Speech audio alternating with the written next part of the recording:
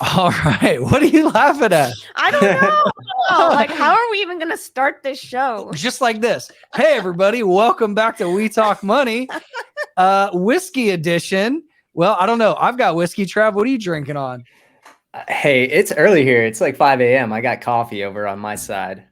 So the very sad news is Trav is no longer with us here in Bali. So we are literally on opposite sides of the planet right now. So we've got a hybrid going on of in studio here in Bali and our Austin, Texas headquarters as well. Yeah, it's sad, guys. I miss you already. I miss you and I miss Asia. But, there were commitments back home, sadly. Get your ass back on a plane and come back. Well, I'm glad you got over COVID because that's your punishment for leaving us. That's right. Yeah. Yeah, it was bad karma, wasn't it? Yeah. Well, anyway, look, there's been a shit ton that's happened since our last show. I think we skipped a week because you were traveling last week, and we've got a lot to talk about. The Fed's going nuts with rates. The dollar's taking off. We've got a lot of things happening in crypto. So anyway, cheers. If you're listening or watching this later and it's an appropriate time, grab a whiskey, sit back and enjoy because we've got a great show for you. Here, here. Do you want to give a little shout out to our friends at YCharts? Yes. Thanks, YCharts, for sponsoring the show. YCharts is a platform where you could do all your fundamental analysis. You can even look at charts, look at lots of economic data. I use it every single day. Go to the link in the description. You can get a free trial and check it out for yourself. WeTalkMoney.com/YCharts. So is this a whiskey and wisdom or is this a We Talk Money show? It's a whiskey and we talk money. Right. So I'm not going to talk that much because I might be stumbling a little bit. Okay. No, I'm kidding. I'm sharp as a tack no matter what. Let's go ahead and I don't know. Where do we start? There's so much to talk about. Gotta start with the UK probably. Okay, let's talk about the UK and the bond rates and all that stuff. I don't know, Trav. I think we should start with the Fed hiking because we didn't cover that last week. And then that leads us into the UK. Yeah. How about the broader topic is central banks going mad, causing havoc globally?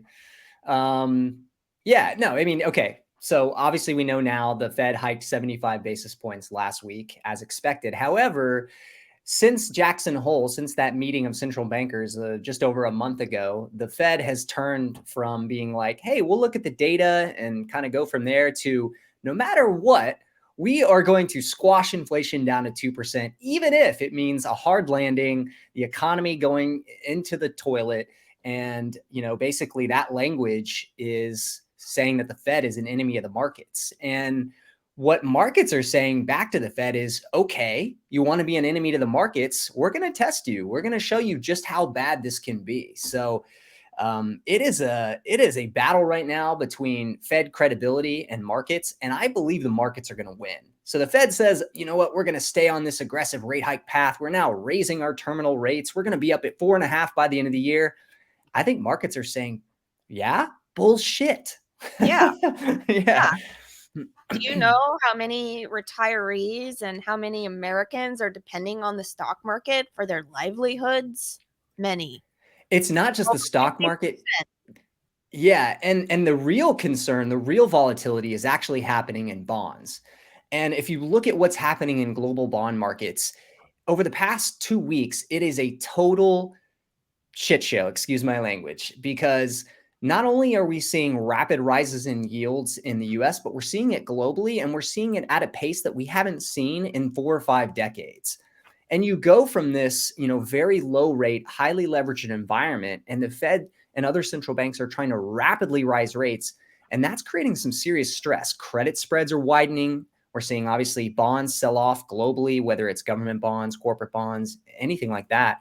And you're going to have a very rapid feed through to things like corporate borrowing rates, mortgage rates. We're already seeing, the 30-year fixed mortgage rate in the US over 7%. So it's not just the levels, it's the speed at which we've gotten to these levels that's very worrying. And I know that we obviously have an inflation problem, but the Fed is not slowing down rate hikes to see if it's having an effect on the economy. They're just going full speed ahead. The problem is, of course, we know the Fed was behind the curve last year. They should have been slowly raising rates last year as inflation was ticking up. They did nothing. And now they're trying to make up for the mistakes they made last year by making mistakes now. It's like, I think we're going to come out of this with the Fed and other central banks having even less credibility than they did before. And I wonder long-term what this means for central banking. And obviously it could have feed through to crypto and other assets as well that are viewed as alternatives to the traditional central banking system. We have serious consequences long-term from what's happening right now. So Trav, you are the Fed chairman. Congratulations. I'll drink to that. Okay. As new Fed chair, what is your first act? What do you do to fix this shit show of a situation?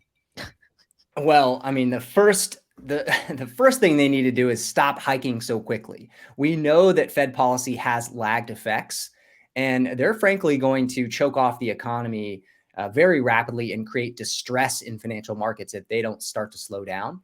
So that's number one. Stop hiking. Wait to see what you've done over the past 3 or 4 meetings. Wait to see how that is affecting the economy. It works on a lagged basis. The Fed should know this. They need to chill out for a minute. That's number one. Number two is you've got to start to work with fiscal policymakers more closely on how do we solve the inflation problem with more structural fixes from either the fiscal side or the supply chain side, because interest rates are really only going to fix certain areas, right? They can slow down housing price increases. In fact, we're seeing housing prices actually come down now. So you can tackle the rent part of the CPI through interest rates, sure. But beyond a certain point, raising interest rates is not going to help fix inflation. We're going to just end up in stagflation like we saw in the 70s. So how about we slow down and actually watch the data? The other thing is on that note, how about we look at forward-looking indicators? Quit looking at lagging indicators like unemployment or CPI, right? We know that that's a lagging indicator. We know the 8 or 9% CPI that we have today as a result of things that were happening a year ago. So, stop focusing on lagging indicators, maybe take a pause and see what effects your policies are having before you tank the global economy. So that's a couple things to start with. Can I add one? Oh, please. If I was Fed chair? As co-Fed chair, Nikki, step up to the plate. Fix this situation, would you? Partnering here, I would say that the Fed needs to put this 2% target in the rearview mirror, because getting back to 2% with everything that's happened seems like a pipe dream. I mean, they're going to have to possibly increase their target. I mean, would you say, Trav, that that's something that we may have to think about? Yeah, in the near term, for sure. And they've always talked about this 2% as a longer run target anyway. So I don't know why they're so focused right now on getting inflation immediately back to 2%. I think it's because the Fed is looking at the historical record going back to the 70s and 80s when, the Fed had paused a couple times in the 70s and inflation kind of came back. And, and then eventually it took Volcker and his super aggressive rate hikes to really crush the economy and crush inflation. And so the Fed is looking at this well, if we do take a pause or if we do slow down, if we look like we're not being super aggressive against inflation, then inflation's just going to stick around. And I kind of understand that, but at a certain point, it's you're going to drive the economy over a cliff. And what do we really care about here? Do we want a healthy economy and, a reasonable unemployment rate, or do we want to crush inflation as quickly as we can at the expense of real people, real households and businesses? And so 2% is a fine target if you want to look at that a couple years out. You're not going to get there in 6 months. If you do, then the global economy is going to be in tatters. So look, I don't envy the Fed. They're in a tough position, but the way that they're going about this is as bad as it was last year. As bad of a mistake as they made last year, they're making again this year. This might be one of the worst Feds I've ever seen in my lifetime. I mean, Powell back in 2018 made mistakes. Powell back in 2020 and 2021 made mistakes. And now he's making mistakes again in 2022. I think he's going to go down as one of the worst Fed chairmen in the history of the Fed when it's all said and done, unfortunately for him. Oof. That's fighting words. Yeah, I mean, let's dive a little deeper into like what is some of the fallout from these rate hikes. I think one of the major things that we could look at is obviously interest rates for mortgages. And let me see if I can find where I threw this chart. Oh my God, I'm all discombobulated over here. Anyway, mortgage rates are at multi-decade highs. Here we go. Finally got it. And I said yesterday, this is the interest rate move that mortgage brokers and realtors have been worrying about for decades. And if this doesn't tweezer top reverse right back to 3% soon, the real estate market is screwed.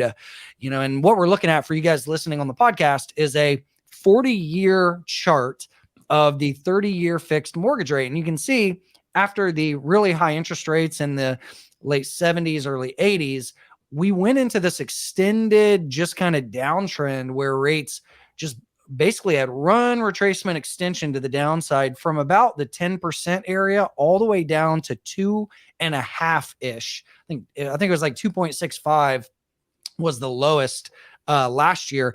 And then we basically went from 3% to over 6% in just a couple of months. So this is obviously sending a shockwave through the real estate market. And I remember back in the early 2000s, when rates were still around 6, 7, 8%, and the worry was always a move like this, right? People would always be concerned about locking their interest rate in.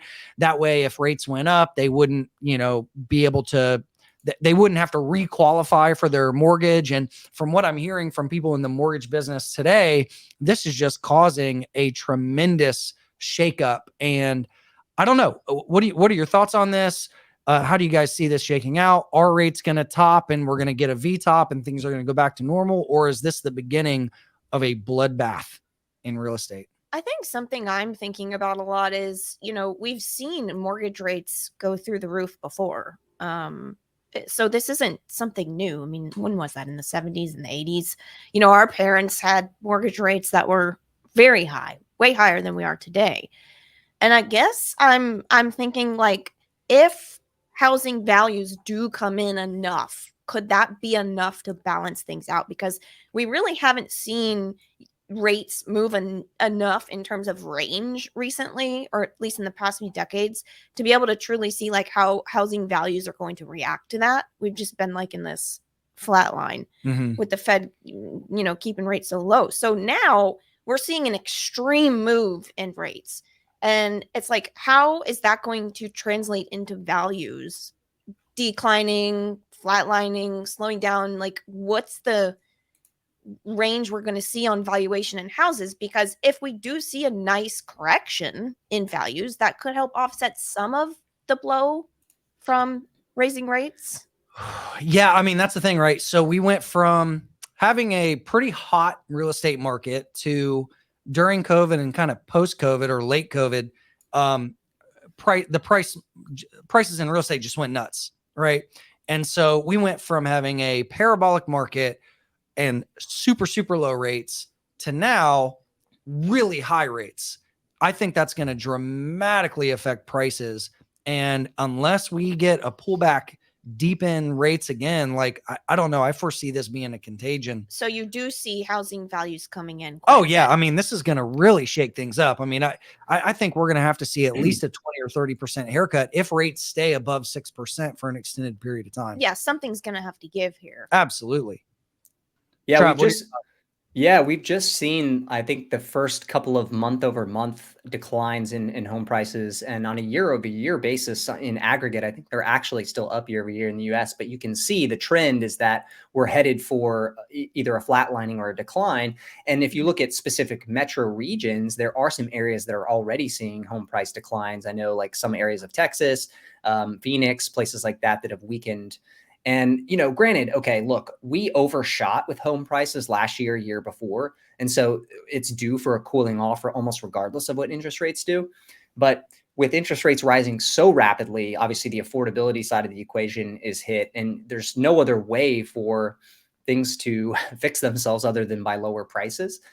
In the US, at least, obviously, there's a lot of people with 30-year fixed mortgage rates who locked in sub 4. And so, those people who aren't forced to move are still in an okay position. But anyone who is forced to move, anyone who's forced to get a new mortgage, that's gonna affect their ability, their buying power. In countries like the UK, Australia, Canada, where there's a lot more adjustable rate mortgages, the impact from higher rates feeding through to incomes can happen in the next 1 to 2 years. And it's another reason why I think, from a global economic perspective, we could be heading for a deep global recession in many different countries. So yeah, I mean, it's really not rocket science to figure out that the speed of rate increases especially is going to cause some turmoil in the housing markets. And we've already seen like existing home sales are falling off now to 25% year-over-year rate in terms of volumes. So the volumes lead, and then we'll start to see, the effect with prices as well. It's not good, and granted, again, I guess there's a question here is like, what's healthy? Last year it was too hot. Now we've got, the prices pulling back, but I think that the problem is still that we have an undersupply, right? So that this doesn't fix the undersupply. Well, that's what I'm saying is like, how big of a degree are we going to see in changing prices if you still have inventory issues? Right. Well, I think in the short term, the brakes are just getting completely slammed. Like anybody that was thinking about buying that needed to use a mortgage to purchase is pausing. And I think that's a majority. I don't know what percentage. Actually, I think it's like 2/3 are mortgage and about 1/3 is cash buyers. Anybody that was trying to qualify for a mortgage is saying, hell no, I'm not gonna buy at 6% when my mental anchor is 3% just a couple of months ago, right? So I think that in and of itself is going to slow things down. And then if builders keep building, maybe that does fix the supply. Because I remember, during COVID, we were saying the big problem was the undersupply and just the insane demand. So I think long-term this shakes out. The big unknown is what do rates do? And if interest rates stay above 6-7% for an extended period of time, that's a problem. If they come back, if we tweezer top and we get back to a quote unquote normal environment, that's where I think things can start to normalize. So the question now is like, how bad do we overshoot in the other direction in terms of home prices declines and rate increases? If we were too low on rates and too high on prices, how bad is going to overshoot on the other end? And, I actually I'm starting to develop the idea that the US Fed is going to be forced out of their extremely aggressive policy. And the reason I think we already have some evidence this week of what might happen with, what happened in the UK, where the Bank of England was essentially forced back into QE and back into buying 30-year UK gilt bonds. And why did that happen? It's because the bond market's broke and there's all these leveraged pension funds in the UK that were facing margin calls. And rates went from less than 3 to 5+ on the 30-year gilt in like a matter of weeks. And that was causing, stress in the financial system. And there's all these reports out now that, if the Bank of England hadn't intervened, they might have faced a massive financial crisis in the pension sector. So that's the kind of thing that I think the market is going to test the Fed with. The market, even in the US, is going to say, okay, you're creating rapid stress in financial markets and credit markets specifically. How much pain are you truly willing to allow? Are you willing to allow another Lehman moment? Are you willing to allow banks to fail or some leveraged entities to fail? If so, then we are headed for dark times. My belief is probably the Fed is more talk than action. And similar to 2018, at a certain point of financial crisis, they're going to be forced to back off. Now, I don't know if that means mortgage rates go from 7 back to 3 or 4. I doubt that's the case, but I think the Fed is going to be forced at least to pause by the end of the year. We'll see. That's my prediction. Interesting, man. Wild moves. Let's just take a look at the chart on the 30-year Great Britain 30-year bond, where just over the past week, we had a massive parabolic move. If we go to the daily chart, you can see just in the span of a few days, rates went from about 3.5% to 5. And then in one day crashed 20%, which brought the actual interest rate from 5 back to 4. So kind of uncommon volatility in bonds right now. Trav, what do you think caused this capitulation? And is there any takeaway from this? Yeah, I mean, basically, you're seeing like when you look at those 30-year bonds, and obviously worth remembering, rates move inversely to bonds. So when rates go up, bond prices go down. So you can see here, we're showing the bond price there on your screen, and the UK 30-year government bond price has gone from 80 down to like sub 50 in a matter of just like a few weeks time, and then it did get that bounce when the Bank of England intervened, but. Yeah, you can see here the problem with any holders of bonds, especially leveraged holders of bonds, when you have that fast of a price decline, if they're leveraged, if they use any leverage at all, could be in trouble. And so the Bank of England was forced to intervene because there are these UK pensions who are levered up. I mean, you think about like how long, decade plus that we're in a low interest rate environment. And so all of these investment entities use leverage. When you're only earning 1 or 2% yields on safe bonds, you start to like increase the leverage on your balance sheet so you can earn, effectively a higher yield. And what that's created is all these leverage entities. And so now when you have this environment where rates are rapidly increasing and bond prices are selling off, that leverage becomes a real problem. And so that's essentially what's happened in the UK and also other places now. You'll start to see probably stress in any bond funds that use leverage. We've seen some sell-offs in things like REITs in the US, which use leverage. Any companies that are like leveraged issuers of debt in the US, so any companies with leveraged balance sheets, this is all you're going to see the stress hit areas like that as rates rapidly rise and bonds sell off. And it's a self-perpetuating mechanism where the sell-off creates more sell-off because you got margin calls for selling. It's the classic pattern we're used to seeing with, even in stocks where people get over leveraged, right? Crypto where you have, a lot of leverage that got washed out during the most recent down cycle. So it's the classic, too leveraged, liquidation pattern that we see everywhere all the time when things start to turn south. Now, what it was that caused it though was the tax cuts that were announced in the UK. Yeah, let's talk about that because that caused the pound to really crash against the dollar as well. That was the whole thing. Yeah. Basically, balance of payments crisis. Yeah. Yeah. So now you've got basically stimulus happening in the UK while the central bank is trying to raise rates. And then so they're printing money and raising rates? Yeah, well, they're printing money and raising rates and doing QE basically by buying the bonds. So it's like the central bank is, and Trav, like I'm trying to square this and reconcile it because it's like the central bank is literally doing both things at the same time. Yep. Raising rates and buying bonds. There's a disconnect between monetary and fiscal policy. It's true in the US as well. I mean, it's still true. We're still running, deficits at the fiscal level in the US as well. I guess the real panic happened in the UK because you have these unfunded liabilities with these energy payments where the government said, look, we're going to cap the energy bills for consumers. And so the market was like, oh, well, that's going to create a whole new liability, uncapped liability for the government. Now we're starting to worry, more about the budget. Then the UK said we're going to cut tax rates, especially at the higher end. And that, again, creates, a wider deficit forecast. And so then you have the currency, selling off against other major currency pairs like the dollar. So it becomes like almost like an emerging markets balance of payments crisis. Again, a very classic pattern that you see. Kind of strange to see it among a developed economy, but the market basically started to worry about the fiscal position of the UK government.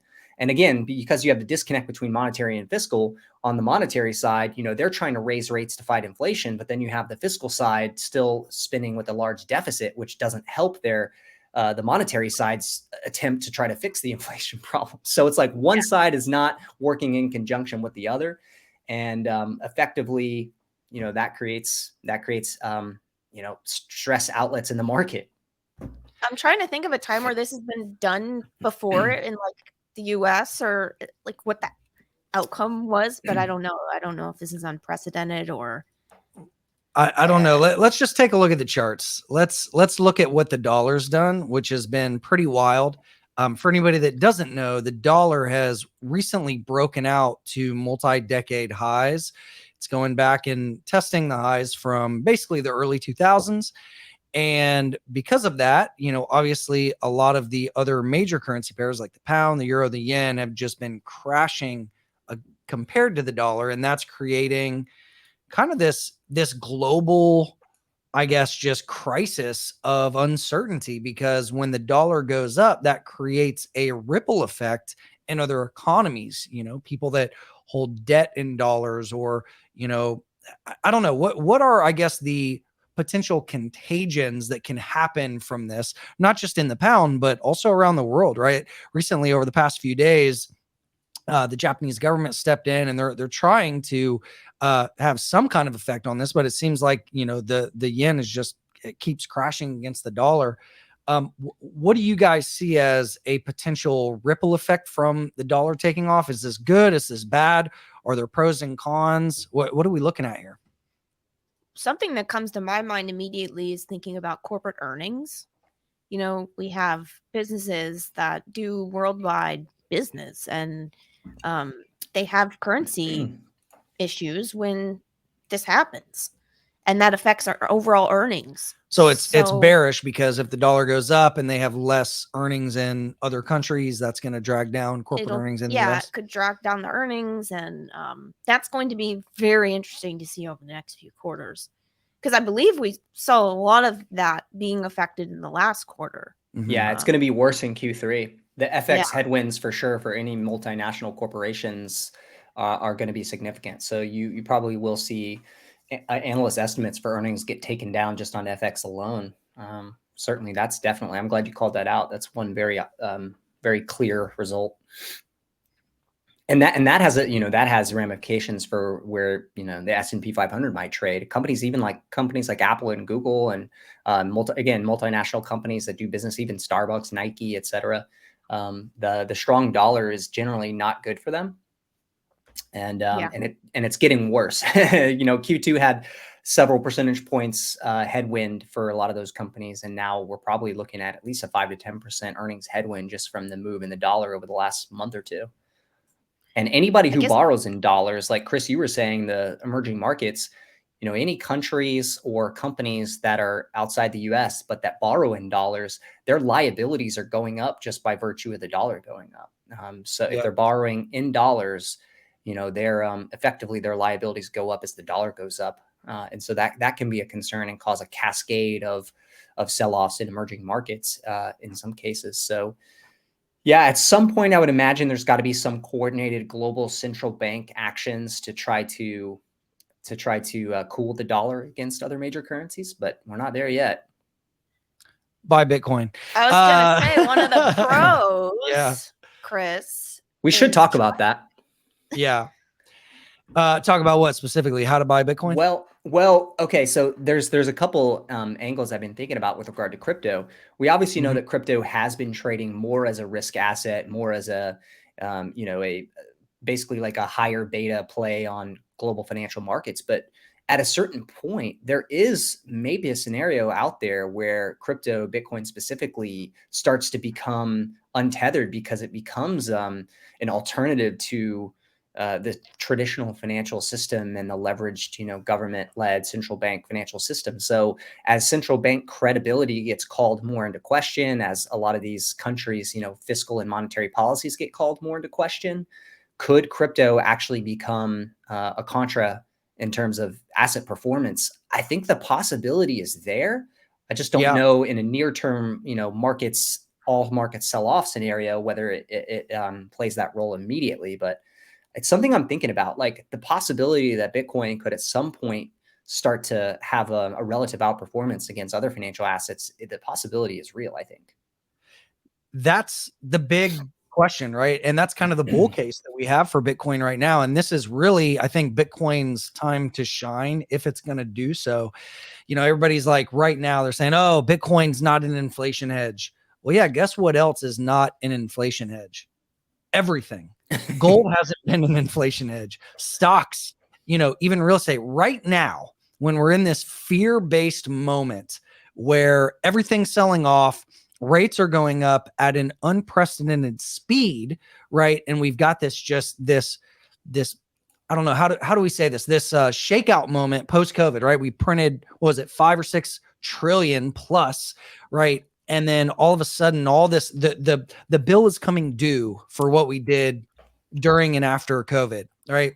And now we're seeing the shakeout from that. All assets are selling off because people are running to quote unquote safety in the dollar, right? Because they're just like, all right, well, we need liquidity to survive in a bear market. Everybody's trying to front run a recession. And so, yeah, asset prices sell off, right? But where do we go from here, right? What does the next 12, 24 months plus look like? And to your point, Trav, if people start to lose faith, even more so lose faith in the ability in central bankers' actions to control this shit or do an effective job at it. Yeah, I think Bitcoin has a very, very strong use case here. So that's why I'm still bullish. Obviously, prices are 70% off all-time highs, which is historically a great time to buy. Could we go lower? Sure. Are we testing lows right now at support at 19K? Absolutely. Do we know if this is the bottom or not? No, we have no confirming evidence that this is the bottom yet, but we've talked about in prior shows, the bull and the bear case and what I would look for on the technical basis. And I'm cool either way. If we want to get lower prices and go historically to that 80 to 85% drawdown area and bounce from there, great. If we want to accumulate and set up a range inside of 19 and 25K here and then go into our next bull market from here, that's also cool. I think position sizing just really matters right now. And I think the biggest thing that a lot of newbies learned in this last market cycle was don't do anything that's going to permanently take you out of the game, and don't make bets on shit that's probably going to zero. JPEGs. Yeah, I'm calling it out. I retweeted this thing. What was it? Logan Paul. Fuck, I hate even saying that name, but like, what was this? Logan Paul paid $623,000 for this NFT that's now worth $10. Shut up. Draw your own conclusions, right? Yeah. And then look, I tweeted this and some people were like, oh, well, he just bought the wrong one. He bought the wrong one, or, it's a volatile market, but you can make a killing off of it, especially now that ETH's down. And my response to that is like, look, yes, sure, you can make a lot of money in anything, any speculative asset, but it's all about risk tolerance. And me, myself, personally, I just avoid things that have a high probability of complete capital loss. I can't quantify the risk on JPEGs, right? I don't know how volatile these things are going to be, and they're not liquid enough for me to want to trade them, So I don't know. Yes, I know plenty of people that have made millions on JPEGs, but you don't have to chase the fad, right? And I think a lot of newbies learn that lesson very hard in this last market cycle. Can we just talk real quick about this grueling support test Bitcoin is doing right now? Yeah, it's great. I love it. It's killing me. Why is it killing you? I'm like on the edge of my seat. Are you going to break support, or are you going to hold up? This is killing me. It's like Bitcoin is the king of doing this. Mm-hmm. It's like it's a temptress. It'll scare you out of good trades and entice you into bad trades. Now, this is what we saw back in 2018 into the first quarter of 2019. It looked like things were over. 2015 was the most boring year of my life trading crypto, but it was the best time to accumulate 200s.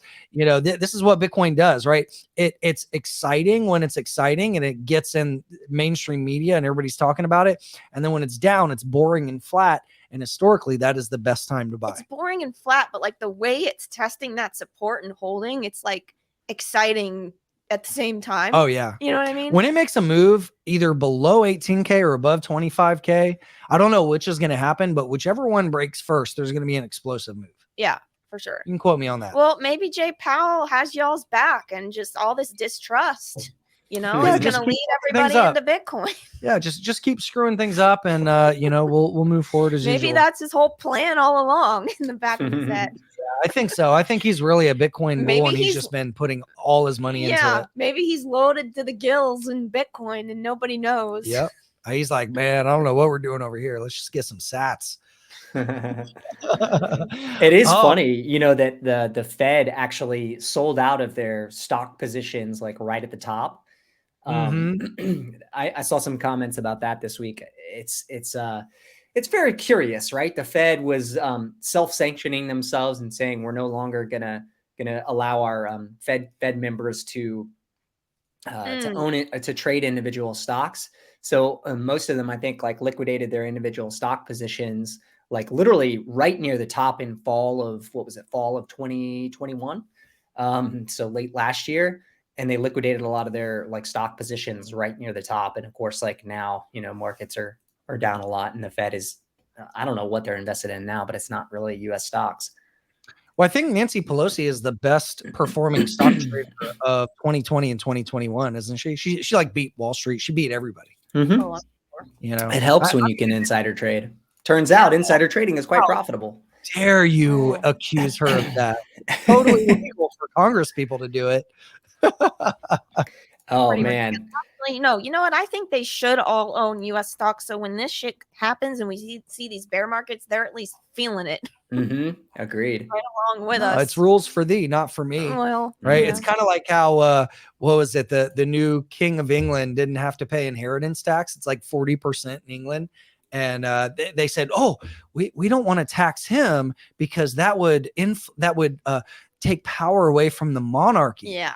It's like, yeah, who gives a shit? You're going to tax all person, Yeah. but the people that have been living this lavish life of luxury for generations, they're somehow insulated from that for some reason. I don't know. The whole idea of a monarchy in the 2020s just sounds so asinine. Like, what is the purpose of it? Nothing. I don't know. For grandmas to sit around and, oh, the queen or the king, oh, they're just so pretty. I don't get it. Ooh, you're gonna get some UK. I don't care. I don't know if anybody from the UK can explain to me what the point of the monarchy is today.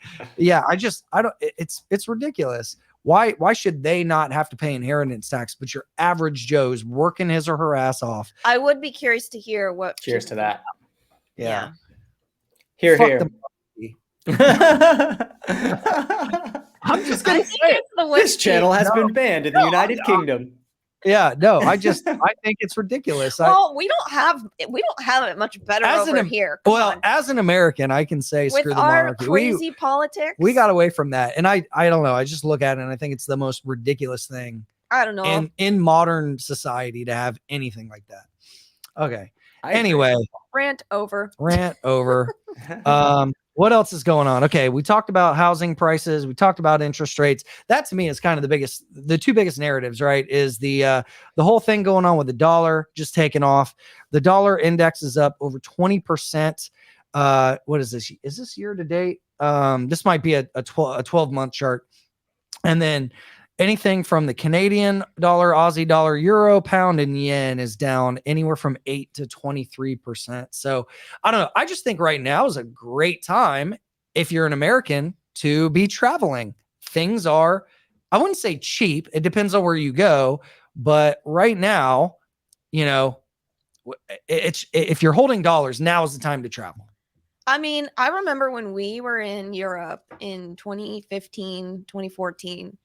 And the pound, I remember in the UK, it was like really expensive. It was like almost 2 to 1, right? It was almost like 2 to 1 pounds to dollars. 1.7. It was a lot. Yeah. And even the euro was very strong. I think it was like 1.3. It's just what's happening in the pound blows my mind. After traveling there and thinking how everything was so expensive and my dollar didn't go very far. Yeah. It's pretty wild that it's almost at parity right now. It hit a low of 103. Obviously the euro is actually, I believe, still below parity, isn't it? Let's see. The euro as of right now is around 97. Yeah. So pretty crazy. So if you do want to travel to Europe or the UK, I guess now's the time to do it. Or even here in Bali right now, this week, we got a big breakout against the Indonesian rupiah. So yeah, I don't know. If you're American and you have a passport and you're not traveling, what are you doing? Come on over. Let's hang out. No. Make Trav jealous. Yes. All right, man. What else is going on, guys? We've got real estate. We've got, I know. What do we talk about? The dollar, Fed, all that boring crap. Bitcoin testing support. Okay, so let's talk about how bonds are not trash anymore. Potentially. Allegedly. Crickets. I actually did buy some short-term bonds this week. I know that. I think that's worth bringing up because like Trav and I both were like, bonds are trash. Why would anybody own bonds for a long time? And now it's like, that 4% yield's not looking too bad. That's true. 4% on a 2-year. That's nuts. I mean, think about it with everything else negative yielding, stocks are down, crypto's down, commodities are starting to weaken. It's like, okay, well, since we have all this uncertainty, maybe for the next few years, I'll take my yield that I know is risk. I wouldn't say risk free. Your negative 5% and real yield. I know that it's a negative real yield, but compare it. It's not it's when you compare it to all the other assets and how they. If you're looking at CPI today, it looks like it's a negative real yield. But Right. actually, if you look at the forward curves of like inflation swaps, you'll see that like looking 2 to 3 years out, the market's expecting inflation rates to come back below 5, and so you actually do have an expected forward positive real yield in a lot of bonds now, which we hadn't had in several years. And so I mean, I think it's interesting from the standpoint of one, if we're headed for recession and deflation again, then, if the Fed keeps their foot on the gas no matter what, and we're headed for deep recession, then a 4 to 5% positive nominal yield probably will be a nice positive real yield. You're going to earn like positive return. And you have the potential for, in a really bad crisis scenario, short end bonds may become a hedge again, meaning, the short end rates will start to go lower because they become a safety haven, so you go from a 4 or 5% yield on the 2-year or 3-year bond to maybe seeing, back to 1 to 2% if we get a recession. And so obviously with the yield coming down, that would increase your bond price. So you could get, some positive coupons paid out and then some appreciation in the bond price at some point in that type of scenario. So you could actually have a nice, maybe like 8 to 10% total return at a time when all the other assets in the world are selling off. So that's what I think is kind of interesting. Bonds used to play a hedge role against equities in a portfolio for that reason. They've obviously been trash for the past couple of years because of the starting point of such low yields. But now looking at them today, maybe they could play that hedge role again going forward. So that's what I think is kind of interesting.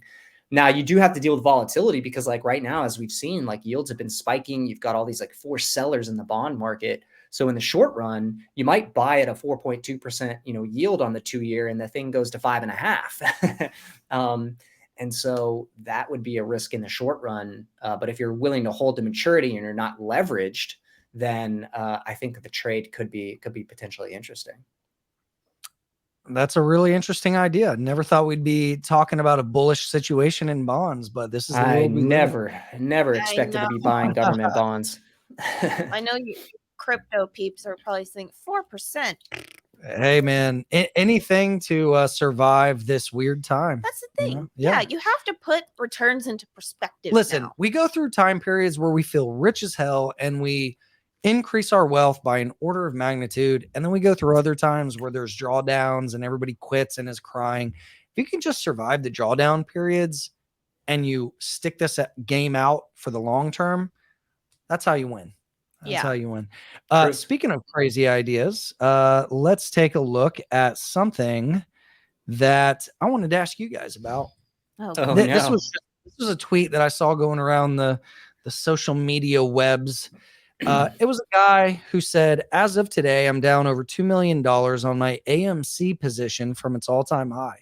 I continue to hold because I've done a 5-year fundamental outlook of the company. I do my own research and have the conviction and patience to know this will play out in time, just as I think it will. Okay, so here's what happened. So guy buys AMC. I don't know. I mean, he's in a suit. He's got a tie on in his profile picture, so I assume he's a professional Wall Street gentleman. Looks okay, legit. Yeah, right. He probably works at Goldman or something, right? He sounds, the way that he structured this tweet, the way he structured this, I was like, this is probably the best structured AMC or GME tweet I've ever seen, right? I mean, the guy sounds very rational. Meaning the most convincing? Yeah. Okay. Well, not convincing. He's not convincing me of anything, but Okay. it's just, it looks like he's not like emotionally like beating the ape drum. He's like, look, I did a 5-year fundamental outlook. I'm bullish. I've researched this and I have the patience to I think this is going to play out. So look, he could be right? Like 5 years from now, he might be laughing at us. But here's kind of the thing. Like, is this, and this is my question to you guys, is this delusion? Is it denial? Is it insanity? Is this somebody trying to justify their really bad position? Or is this something like someone buying Bitcoin at, 10 or 19K in 2017 who holds through a drawdown and then in the future is potentially going to see a big growth, right? There's a few ways to look at this. He's a classy ape. Is that what it is? He's classy. He's a classy ape in a suit. Yeah, he's not. I mean, look, could AMC turn the business? What would that even put AMC's market cap at if it goes back to all-time high? That's what I find funny here is he did this 5-year fundamental outlook, yet didn't share any projections or numbers. And the reality is, there are lots of analysts out there who have estimates for AMC. And you can also look at the historical financials. This takes me 5 minutes. I go back and I look at the history of AMC. The best year that they ever had in their history, they did I think just around 700 million of EBITDA. Now they've got, I think, still like 4 or 5 billion in net debt on the balance sheet. They've got a $4 or $5 billion market cap, even at today's, depressed prices. So you're talking about a company that I think is at at least an $8 or $9 billion enterprise value. And we can go back and firm those numbers up exactly. But you're talking about a company that is today trading at a high teens multiple of the best EBITDA numbers they've ever done in their history. And this business, excuse me, is still not going to be able to produce anywhere near those numbers anytime in the near future, because as we know, they've had to shut some theaters. Theaters have recovered somewhat from the COVID period, but they're still not putting up numbers anywhere near what they used to. People are still choosing, to watch movies outside the theater for a lot of releases. And so there's a question about the long-term numbers that AMC will ever put up. But let's even assume that they put up the best numbers that they've ever put up in history when things were much better for them. You still have a valuation that doesn't look that cheap. So, if you just do a very crude 5-minute analysis here, it doesn't look like there's anything interesting here to me.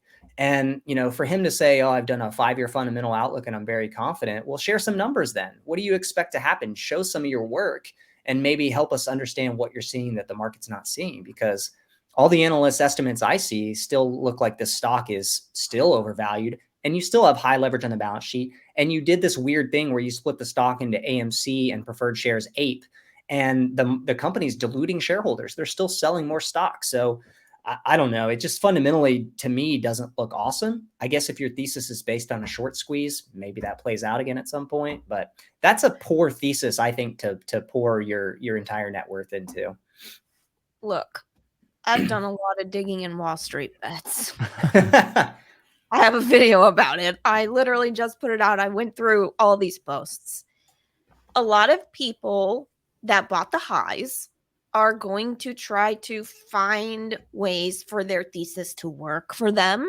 Mm-hmm. It's probably not going to work in the real world, but for them in their mind, I do think that some people are just trying to justify their bad decisions. Mm-hmm.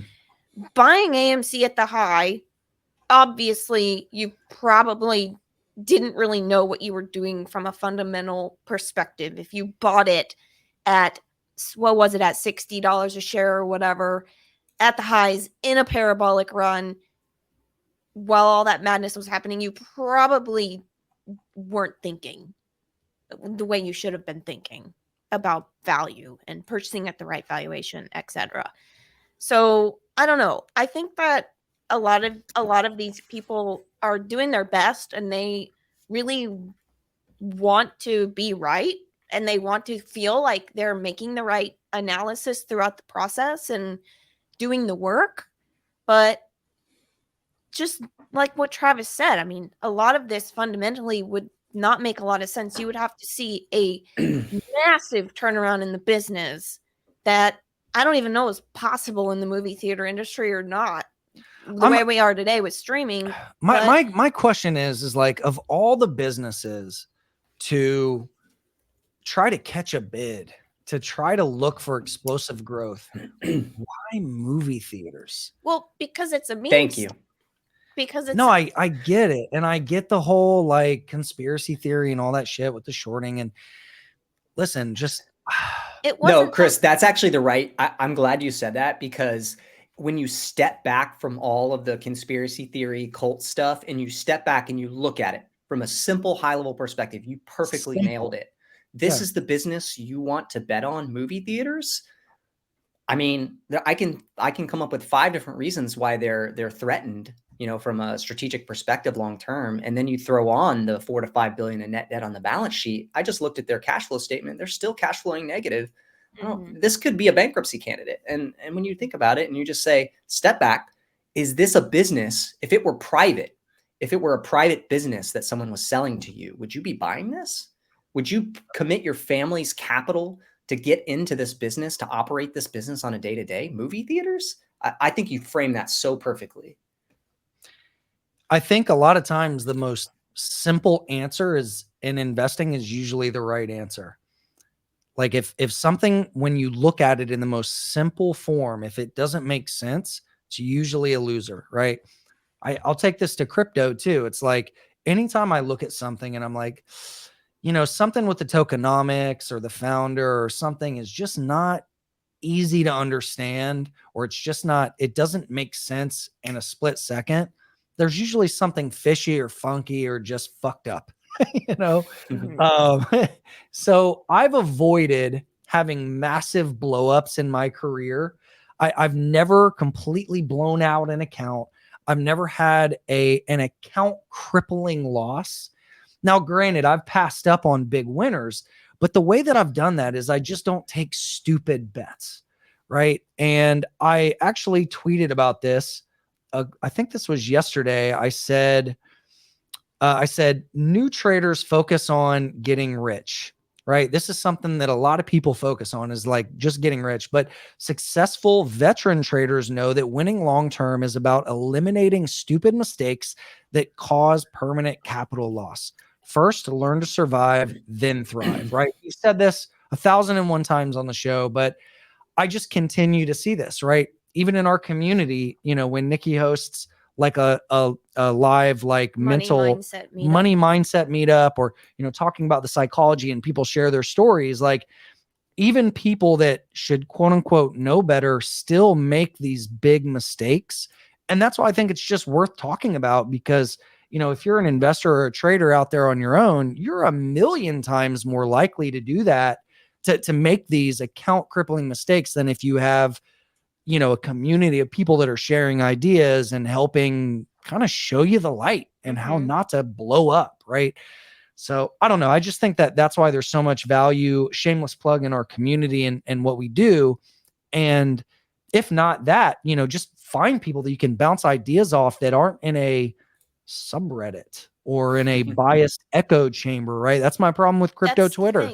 Echo chamber. Yeah. That's the word. And that's what's led a lot of these people on Wall Street bets to the slaughterhouse. And now they're having to justify 5-year fundamental analysis projections that are basically probably not accurate, right? So unfortunately, I think that one of my biggest concerns with people like this, who you shared, was that they were going to lose a bunch of money betting on these meme stocks, and they were going to be scared away from the markets and never come back the right way, right?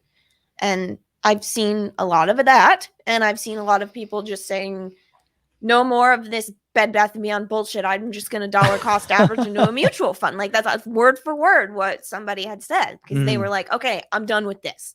So thank goodness there are still people out there in that cohort of Wall Street bets madness that are saying, okay, you know what? I'm seeing the light. I don't want to do this like this anymore. I'm going to invest the right way for the long run. So maybe it is that stepping stone. It is for some people, right? Yeah, that's the thing. For others, they'll blow themselves up and they can't recover from it. Yeah. I mean, and that's why rule number 1, don't do anything that's going to permanently take you out of the game. True. Yeah. Truth. All right, guys. Well, we've been going for about an hour. We can start to wrap it up there. I know we didn't get to any questions this week, but had a lot to catch up on in the markets. Is there anything you guys are looking out for over the next week? I know for me, my big thing is just the Bitcoin line of hope at 18K. If that snaps, I'm going to be licking my lips, waiting for a big washout. I've got a short hedge. I'm probably going to add to the short hedge. Then after the washout, catch the bounce, counter trade that, see what happens. If not, if it holds up and breaks 25K, I'm looking to buy that as well. That's about it. I'm just sitting on my hands. All altcoin bets are off the table until we get Bitcoin moving. That's me. What are y'all's like 2 or 3 sentence synopsis of what you're looking for? For me, similar story, right? I'm looking to see if we had a new year-to-date low in this S&P. So I'm looking, is this going to turn into a new leg down, or is this going to turn into a fake out breakdown, trap shorts, and bounce back? That's what I'm looking for. Trav.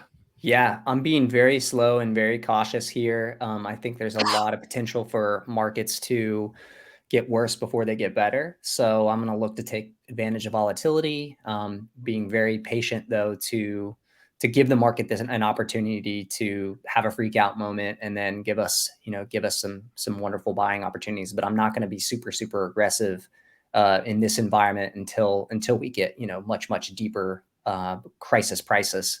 Because I think, frankly, when I look out there, I mean, yeah, we could have a bounce in the short run, but I see too much potential too much systemic risk currently out there in markets right now to get confidence in, buying the dip, so to speak.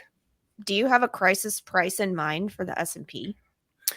I mean, I think anything below 3,200, a lot of individual stocks start to get interesting. And certainly below like 3K, I think, you start to price in finally the higher rates that we have and the higher volatility. But until then, there are some individual stocks that are cheap that I have been slowly nibbling on, like Meta trading at 11 times earnings, et cetera. But if we get to like S&P below 3,200, I think the bargains will really start to show out. And that's when I get more interested in really starting to accumulate.